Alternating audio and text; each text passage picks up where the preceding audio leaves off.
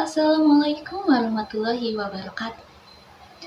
Halo semuanya, perkenalkan nama saya Sifa Aulia Ramadhani dengan 3 digit NPM 103. Di sini saya sebagai moderator dalam presentasi kali ini.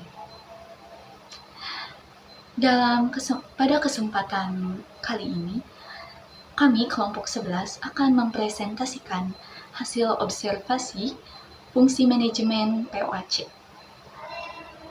Materi pertama akan disampaikan oleh saya sendiri, yaitu terkait planning.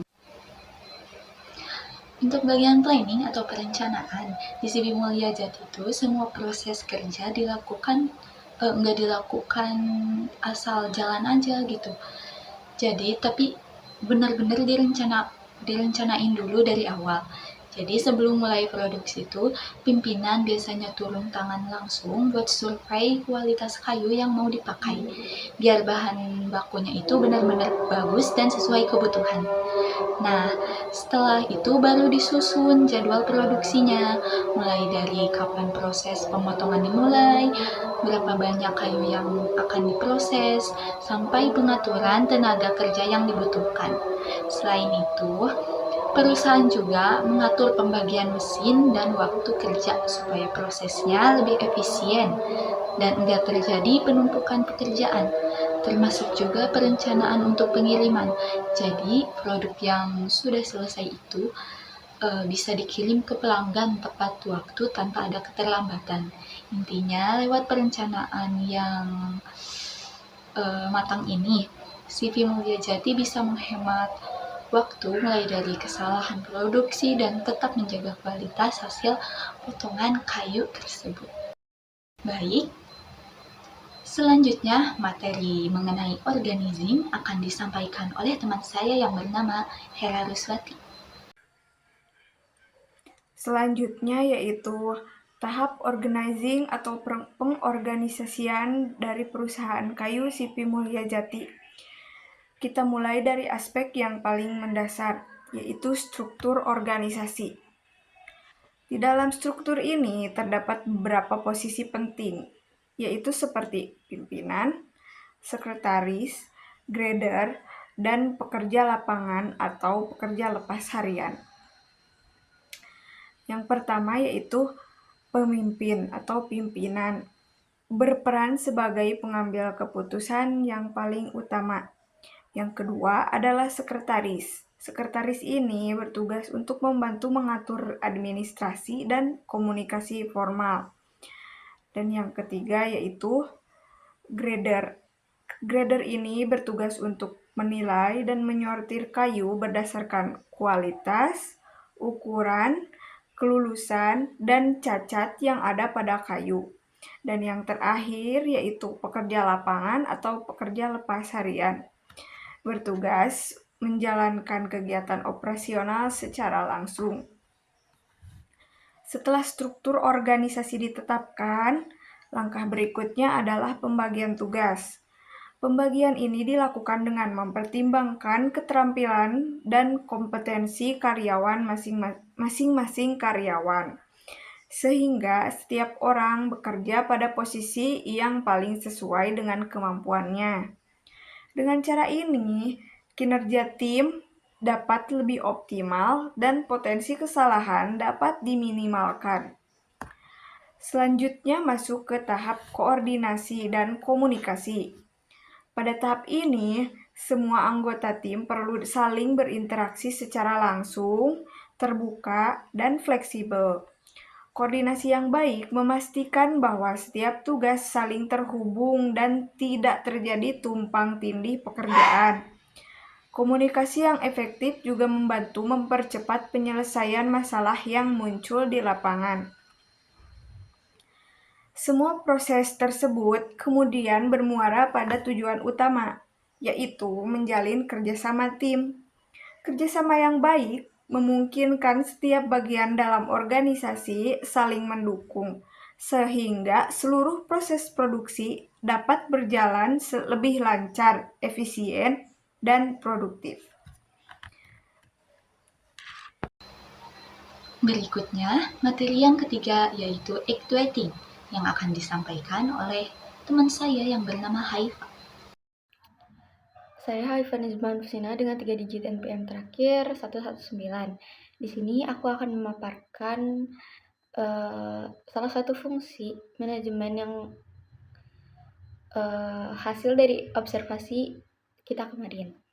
Yang pertama ada pimpinan pasti akan memberikan arahan dan motivasi kepada seluruh pekerja. Di sini pimpinan akan selalu memberikan semangat atau motivasi yang membangun para pekerja agar lebih semangat dalam melakukan pekerjaannya. Yang kedua, pelaksanaan kerja mengutamakan kedisiplinan dan keselamatan para pekerja. Di sini para pekerja dituntut untuk bisa disiplin dan perusahaan pasti akan bertanggung jawab atas keselamatan para pekerja. Yang ketiga, ada evaluasi langsung terhadap proses pemotongan kayu dan kinerja pekerja. Dalam periode tertentu, pimpinan atau petinggi perusahaan akan melakukan evaluasi terhadap hasil pemotongan kayu, proses pemotongan kayu, atau kinerja para pekerja agar kestabilan perusahaan tetap terjamin. Yang terakhir ada pelaksanaan sesuai SOP untuk menjaga kualitas hasil produksi. Agar kualitas hasil produksi tetap terjamin, maka pekerja dituntut mengerjakan pekerjaannya sesuai SOP yang sudah ditandatangani di awal. Selanjutnya, materi tentang controlling yang akan disampaikan oleh teman saya yang bernama Alipia. Assalamualaikum warahmatullahi wabarakatuh. Perkenalkan, nama saya Alipia dengan 3 digit NPM terakhir 109. Di sini saya akan menjelaskan bagaimana proses controlling atau pengawasan di CP Mulyajati berlangsung. Jadi proses pengawasannya itu ada 2 cara, secara internal dan secara eksternal. Secara internal, pimpinan perusahaan CP Mulyajati ini aktif mengawasi jalannya operasional sehari-hari untuk mengecek kualitas hasil dari potongan kayu itu berkualitas dan ukuran serta bentuknya itu sudah sesuai dengan standar yang diminta oleh pelanggan. Juga mengawasi kehadiran, kedisiplinan, dan cara kerja karyawan di lapangan untuk memastikan mereka bekerja dengan baik. Terus ada tugas khusus dari grader untuk mengecek terlebih dahulu mutu kayu sebelum dipotong dan memeriksa proses akhirnya. Terus misalkan kalau ada masalah komplain cacat dari kayu yang dipesan oleh pelanggan, maka perusahaan mengganti kayu yang cacat tersebut. Terus yang kedua ada pengawasan secara eksternal, yaitu dari pihak kehutanan atau pemerintah. Ini dilakukan agar memastikan bahwa kayu yang digunakan oleh CP Mulyajati ini berasal dari sumber yang sah, bukan dari hasil penebangan liar. Mungkin sekian dari saya. Wassalamualaikum warahmatullahi wabarakatuh. Selanjutnya, untuk bagian materi terakhir, yaitu kesimpulan dan saran yang akan disampaikan oleh teman saya, Dafa. Assalamualaikum warahmatullahi wabarakatuh. Perkenalkan, nama saya Muhammad Rahman dengan 3 digit NPM 128. Yang terakhir ada kesimpulan dan saran. CP Mulyajati telah menerapkan fungsi manajemen PWC, Planning, Organizing, Activating, and Controlling, secara sederhana namun efektif dalam kegiatan operasional pemotongan kayu.